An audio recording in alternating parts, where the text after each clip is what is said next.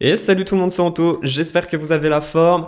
Avant de commencer cette vidéo, je tiens à vous annoncer que les liens que je mets à chaque fois dans la barre d'informations sont de nouveau disponibles. Beaucoup de personnes m'ont demandé comment est-ce que je peux télécharger les drum packs ou les musiques libres de droit.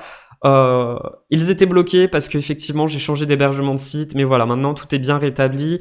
Donc vous pouvez de nouveau télécharger tout ce que je mets à chaque fois dans les ressources dans la barre d'informations. Donc aujourd'hui, j'ai décidé de vous proposer une vidéo pour vous montrer comment avoir un synthétiseur type Future Bass. Alors effectivement, les synthétiseurs type Future Bass, vous en connaissez très certainement, notamment Serum de Xfer Records. Il est très très bon, mais voilà, vous pouvez également avoir des synthétiseurs type Future Bass uniquement avec Logic Pro. Et vous éclatez vraiment, c'est une petite astuce qui est assez méconnue et je suis presque sûr qu'elle va vous intéresser. Allez, je vous montre tout de suite comment vous allez pouvoir faire ça.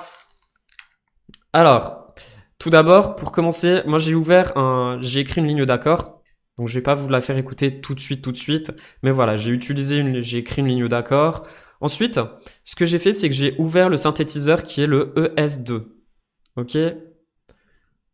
Et j'ai ouvert le preset Tutorial Setting et je voulais un Analog Saw 3 Oscillator. Ok, il est super bien.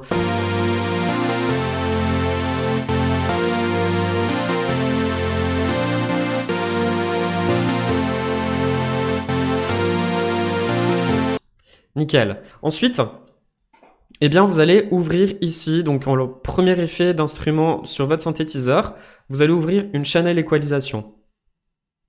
On va couper les fréquences basses et activer les fréquences hautes. Ok? Donc là, on va un petit peu le bouger comme ça, voilà. Celui-ci, on va le couper un peu aussi dans les fréquences basses, comme ça.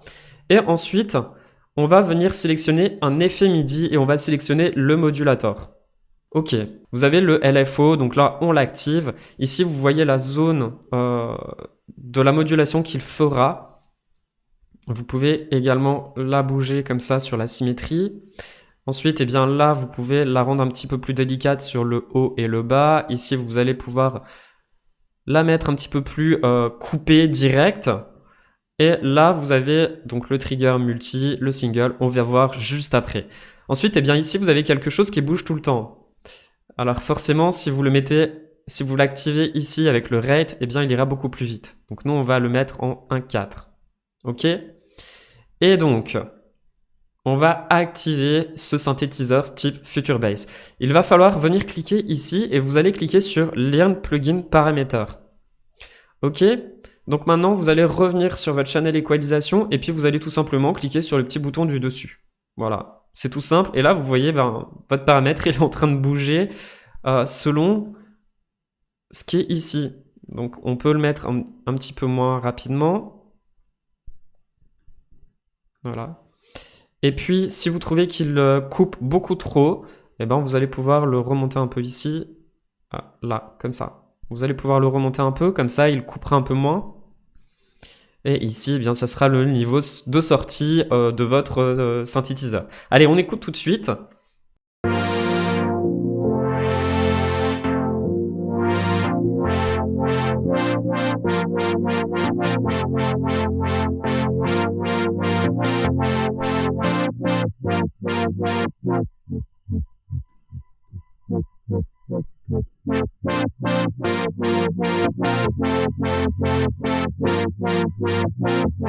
Alors là, je suis sur le trigger qui est en free, c'est-à-dire qu'il jouera selon le tempo. Maintenant, si moi je veux qu'il joue selon les accords que j'ai mis, eh bien je vais venir sélectionner single ou multi, peu importe. Ensuite, eh bien la symétrie, je vais la diminuer un peu, voilà.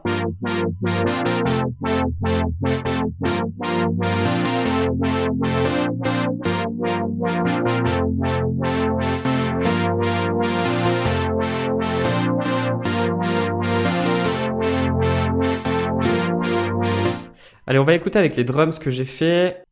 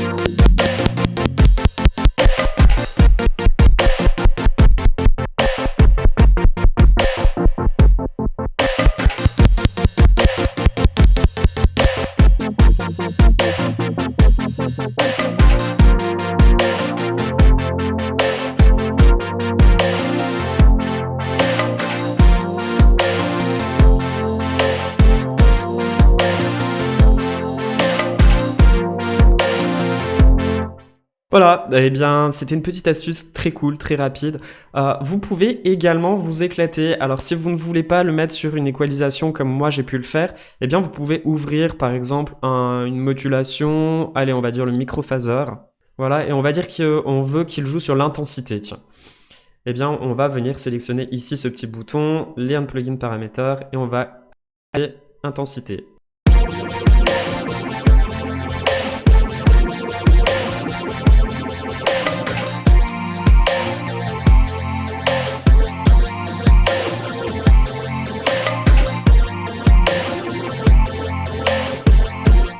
Voilà, en tout cas, maintenant, vous n'avez plus qu'à vous éclater à jouer sur les modulations, que ce soit sur d'une équalisation ou sur d'autres plugins. C'est assez simple et c'est assez cool. C'est une astuce qui était assez méconnue. J'espère qu'elle vous aura intéressé et surtout que vous ne la connaissiez pas. N'oubliez surtout pas de me mettre des pouces bleus, ça me fait toujours plaisir d'en recevoir, ça soutient mon travail également. Et puis, à vous abonner sur cette chaîne si ce n'est pas encore déjà fait, j'y partage du contenu toutes les semaines.